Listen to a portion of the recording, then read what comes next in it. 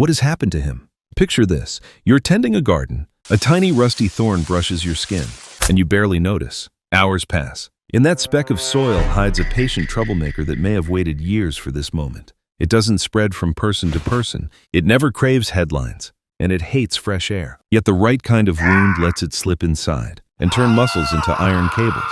That quiet villain is tetanus. People understood the fear long before they understood the cause. Ancient notes from Egypt, Greece, and Rome describe stiff necks, locked jaws, arched backs, and spasms after injuries or unclean births. Why did healers blame bad air or fate? Because the eye could only see the final, terrifying scene, while the culprit lived beyond sight. Centuries later, microscopes flipped on the lights. In the 1800s, researchers proved that many illnesses come from tiny living things. Tetanus turned out to be one of them, a soil-dwelling germ that survives as tough, sleeping seeds scattered in dirt, and animal droppings. How long can those seeds wait? Long enough to outlast seasons and storms, then wake when they enter a deep, dirty, air-poor wound. Punctures, crushed tissue, grime-packed cuts. Once awake, the real weapon appears, a nerve-targeting poison that shuts off the body's natural brakes, so muscles clamp and spasm again and again. The old curse finally had a mechanical explanation, not a mystical one.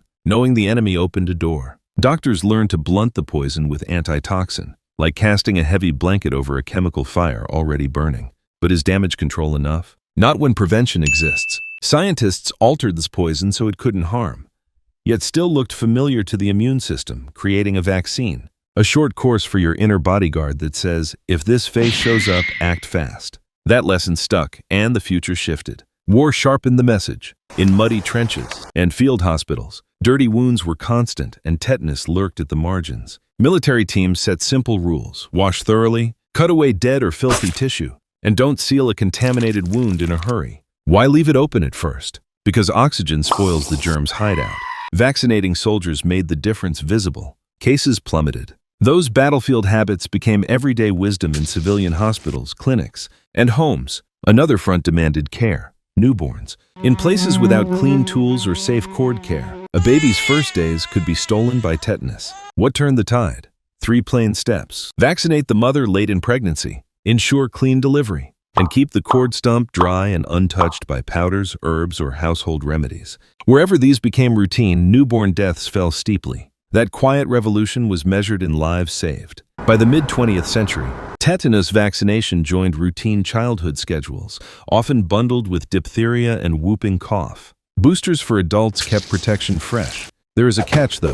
Immune memory fades. Like any lesson unreviewed, it slips. Could a single deep, dirty wound invite the old villain back? Yes, if your last shot was years ago. Must you step on a nail to get tetanus? No. Any deep, contaminated injury can be risky. Thorn pricks, wood splinters, animal bites, unclean tattoo needles, even burns or crushed tissue. Do kitchen cures help? No. Fragrant oils and home brews won't trouble a microbe that shrugs at sunshine and outlasts droughts. What works is steady and simple: running water, soap, removing debris, timely medical care. And tetanus isn't a country disease. Soil and dust live in cities too. Garages, job sites, parks, basements. So what should you actually do today? Keep vaccination up to date. Children follow their routine series. Adults get a booster every 10 years. If a dirty or deep wound happens and your last shot was more than 5 years ago, ask about a sooner booster. During pregnancy, 1 dose in the 3rd trimester helps protect both parent and baby. Treat wounds with plain good sense. Rinse under clean running water, use soap, remove dirt and fragments, and cover with something clean. Skip the powders, herbs, and cupboard alcohol. Deep, filthy, or bite wounds deserve medical care for proper cleaning and vaccine guidance. And work with foresight. Gloves, closed-toe shoes, good lighting, tidy workspaces. Small habits prevent big problems.